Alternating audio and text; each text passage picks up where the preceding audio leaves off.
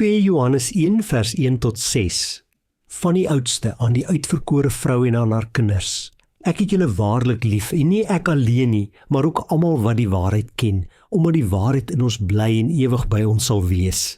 Die genade, barmhartigheid en vrede wat van God die Vader kom en van Jesus Christus, die Seun van die Vader, sal by ons wees wat in die waarheid en die liefde is. Ek was baie bly toe ek van jou kinders teëgekom het wat in ooreenstemming met die waarheid lewe, volgens die gebod wat ons van die Vader ontvang het. En nou het ek 'n versoek, geagte vrou. Dit is nie iets niets wat ek vir julle voorskryf nie, maar 'n gebod wat ons van die begin af gehad het. Ons moet mekaar lief hê.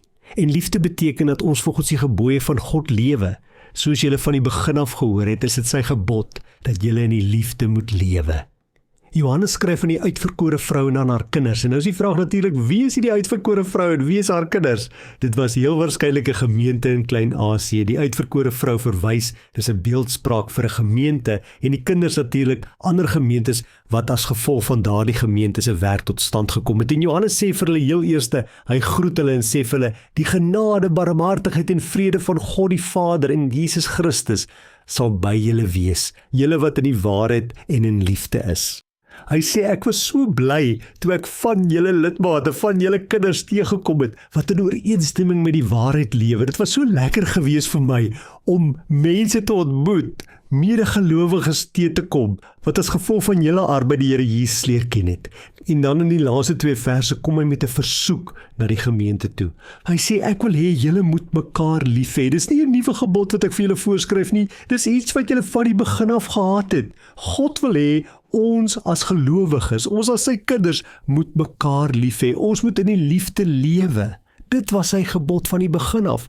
Ja, God het vir die Israeliete 10 gebooie gegee, maar toe Jesus dit saamvat, toe sê hy, jy moet die Here jou God lief hê met jou hele hart, en jy moet jou naaste lief hê soos jouself. Want dit is waaroor God se wet gaan. Dit is wat God wil hê van ons as sy kinders.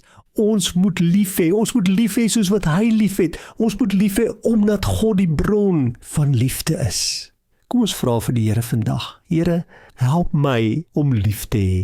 Help my om lief te hê soos wat U my lief het. Help my om in liefde te leef vandag, môre en elke dag. Want ek wil U daardeur eer. Ek wil U naam daardeur groot maak.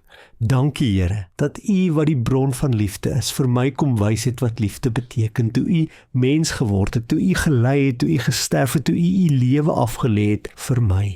Dankie dat U die dood oorwin het, en dat ek vandag in U liefde kan leef. Amen.